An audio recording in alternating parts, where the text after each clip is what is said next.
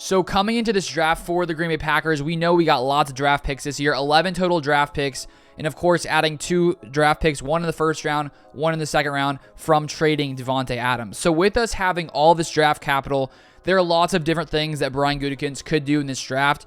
And so in this video, I want to look at the potential trade scenarios that could happen, basically how high the Packers could potentially get in this first round with the draft picks they have. But first off, I want to start by looking at the draft trade history from Brian Gutekunst in his time here for the GM for the Packers. He's made 6 total draft day trades. In 3 different times, he has made a trade to move up in the first round to draft a certain player. So first off here in 2018, and all of these screenshots are from a article from Packers Wire, so go check that site out. They got lots of great stuff over there. So the first trade in 2018, Packers trade pick number 14 to Saints for picks number 27 and number 147, and a 2019 first-round pick ended up being number 30 overall. So trading back there, getting 3 additional picks. And then Packers trade picks number 27, number 76, and number 186 to Seahawks for picks number 18 and number 248. Packers draft cornerback Jaire Alexander at number 18. So then for that trade, they basically moved from 27 up to 18, come in and draft Jaire Alexander. I would say that was a pretty solid trade. You probably agree. Then the final one of 2018, Packers trade picks number 101 and number 147 to Panthers for pick number 88. Packers draft linebacker Oren Burks at number 88. So moving from 101 to 88. And of course, Oren Burks is no longer with the Packers now. So 3 different trades in 2018. The biggest one, of course, moving from 27 to 18 to draft Jaire Alexander. So Brian Gutekunst was not afraid to move up there when he had a player that he had his eye on. In 2019, Packers trade picks number 30, number 114, and number 118 to Seahawks for pick number 21. Packers draft safety Darnell Savage at 21. So 2019, a year after trading up for Jaire Alexander, the Packers moved from number 30 to number 21 to draft Darnell Savage. In 2020, Packers trade picks number 30 and number 136 to Dolphins for pick number 26. Packers select QB Jordan Love at number 26. So, of course, the year the Packers draft Jordan Love, they moved up 4 picks to draft Jordan Love. Then finally, 2021, no first-round pick draft trades here. The Packers trade picks number 92 and number 135 to Titans for pick number 85. Packers select Clemson wide receiver Amari Rodgers at number 85. So moving up from 92 to 85. So Brian Gutekunst is obviously not afraid whatsoever to make draft day trades.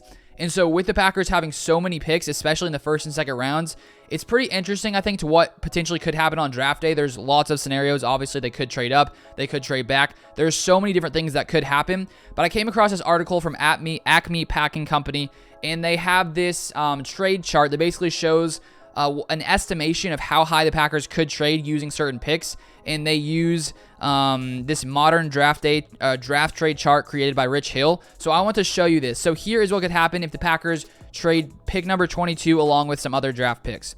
So first off here, 22, if the Packers traded pick 22 and 28, it's estimated they could get up to number 5 overall. So if the Packers really wanted to move up that high, trading those 2 picks, it could happen. They could potentially get as high as number 5. Obviously, this is just an estimation. A team would obviously have to agree. But the Packers could do a lot with those 2 draft picks. And the question is, would the Packers want to trade up into the top 10 to draft a certain player? Or do they want to sit back and, be able to use 2 first-round picks on 2 separate players? I guess it really depends on who they have their eye on and what they think that player is worth. If they trade pick 22 and 53, they could get up to number 11. So even if they only want to trade one of their first-round picks, they could move as high as 11. And I feel like when you look at these scenarios, when it comes to potentially moving up to like 11 to 15 range, that could be smart considering in lots of mock drafts, lots of these wide receivers are picked in the teen picks. So like between like 11 and 20, lots of receivers are taken. Lots of times like Jameson Williams, Chris Olave sort of go in that range. And so let's say the Packers and Brian Gutekunst have their eye on, let's say, Chris Olave, a Jameson Williams, and they don't think he's going to make it all the way to 22. They could trade pick 22 and 53 and move up to secure the wide receiver that they really want. So I think it all depends on who Brian Gutekunst likes, what they think he's worth, and if he is worth, trading those 2 draft picks, it could make sense. So the Packers do have the ability to move up there. And then we come farther down, you can see the Packers traded the first-round pick, 22 plus 53 plus 59. We could get as high as 6. So trading the first-round pick as well as 2 second-round picks, we could get as high as 6. So there's really endless possibilities here with all the draft capital the Packers do have. So I will be interested to see if they would trade up, and that's going to make draft night even more exciting with all these picks. And then here is the chart on trading up from pick number 28. So the Packers could, if they want to keep that pick number 22 that they got from the Raiders, they could trade picks 28 and 53 for number 12 overall. So let's say the Packers want to keep that first round pick. They can still trade a first and a second and get as high as 12. So basically showing here the Packers have the potential, have the ability to move up into the 10 to 15 range by trading 2 of these draft picks, which could be a smart move if they really want to get the guy that they think can be the future, potentially wide receiver. Who knows? Maybe there's a defensive player that they love, and maybe a guy falls out of the top 10. Maybe they decide, okay, let's actually move in here and trade up for him. And then here's the final trade chart, trading up from 53. So if the Packers traded both second-round picks, they could get as high as number 30 overall. So maybe the Packers decide, okay, let's get rid of our second-round picks, move up to 30 overall. Then, of course, this chart doesn't show what they could trade back to, but basically, as we've saw in the past as well, Gutekunst isn't afraid to trade a first-round pick for, a few different draft picks later in the draft. So we'll see what the Packers do. I wouldn't be opposed to them trading up and grabbing the guy they like if they don't think he's going to fall to number 22. At the same time, it could make sense. Maybe the Packers want to keep all their draft picks and just sort of have all those darts to throw and sort of see in the end, who ends up performing at the level, I guess, they were expected to. So draft night is going to be very exciting. We're only 10 days away now from the NFL draft, and the Packers now, of course, having Sammy Watkins, it makes the receiver room a little bit more full now, so we're not solely having to rely on rookies, which I think is definitely a smart move. And I feel like most of us expected for the Packers to come in and, add some kind of free agent wide receiver, just because you wouldn't expect the Packers to come in with Allen Lazard, Randall Cobb, and then rely on lots of different rookies, because lots of times it does take rookies, time to develop coming into the league. And so now I am curious to see what the Packers will do. Will they add another free agent wide receiver?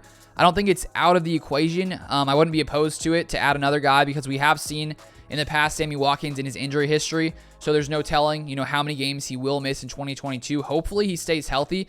But at the same time, it could be smart maybe to find another similar guy like a Sammy Watkins, who you could get for somewhat cheap. Sammy Watkins, of course, signed by the Packers for only $4 million.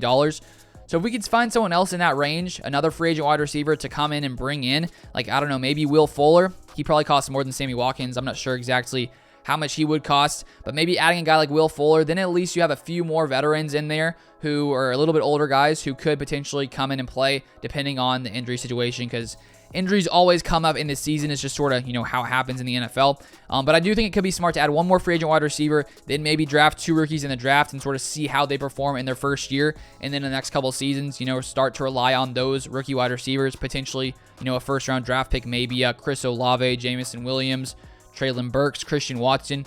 Who knows what's going to happen? But in about 10 days, we will have the answer. We will know what the Packers are going to do.